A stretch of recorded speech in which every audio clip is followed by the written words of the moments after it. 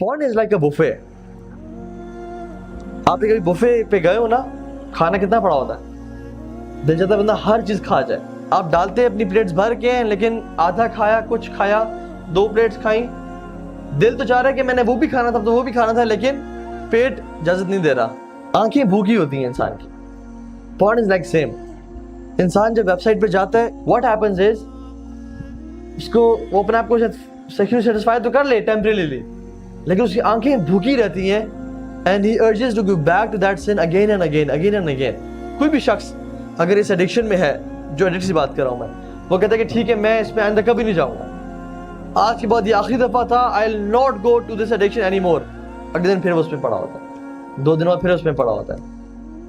लेकिन अगर वो अपने आप को डेडलाइन दे कि मैं सिर्फ 4 दिन वेट कर लूँ, सिर्फ 4 दिन बाद मुझे खुली आज़ादी है, और जब चौथे दिन गुजरे अपने आप को फिर वो दोबारा target they, okay 2 more days, just 2 more days, just wait for 2 more days, अपने आप को 2 दिन रोक के रखो, जिस तरह भी कर सकते हो, तो फिर ultimately one can fight the addiction। सूरह मोमिनून में देख लें, फलाह पा गए मोमिनीन, कामयाब हो गए कौन?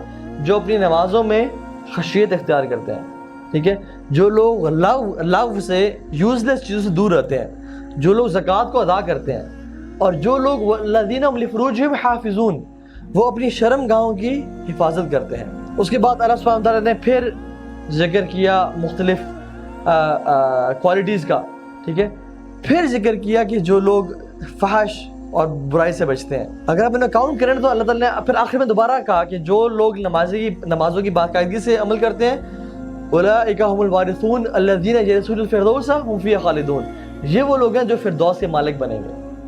तो सूरह मोमिनून की आयत में अल्लाह सुब्हानहू व तआला ने 2 दफ़ा नमाज का जिक्र किया, 1 दफ़ा ज़कात का जिक्र किया, 1 दफ़ा लव चीज़ों से बचने का जिक्र किया, और 3 दफ़ा फहश चीज़ों से बचने का जिक्र किया, which shows the intensity कि इन चीज़ों से बचना कितना इंपॉर्टेंट है अगर इंसान को फलाह पानी है तो।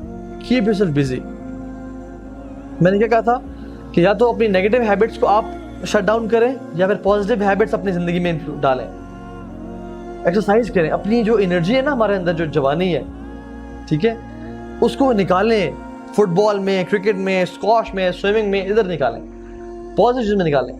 अगर यहाँ पे ये नहीं करेंगे तो फिर अल्टीमेटली बुराई में निकल रही होगी। So exercise, keep yourself busy. बहुत से लोग इस बुरी हैबिट से पता किस तरह बचे हैं, उनका कोई बिजनेस शुरू किया, वो बिजनेस चल पड़ा, काम चलने शुरू हो गया, और अल्टीमेटली उनको टाइम ही नहीं मिला। अपने पास इतने प्रोजेक्ट्स ले लें, इतने काम करने शुरू हो जाएं कि आपको टाइम ही नहीं मिले, क्योंकि an empty mind is devils workshop. अगर इंसान को कोई काम नहीं है तो कम से कम एक्सरसाइज में गुजार दें। एक्सरसाइज करना बेहतर है गुनाह करने से, ठीक है ना। Maybe go to a friend, go to a हलका, जैसे ये हो रहा है, गो टू अ मस्जिद, रीड कुरान, अपने कमरों में लगा देंगे, yes you can do it, I can, I will, इस तरह की कोट्स जो कि अब हिट करती है इंसान को, कमरे में, लैपटॉप पे।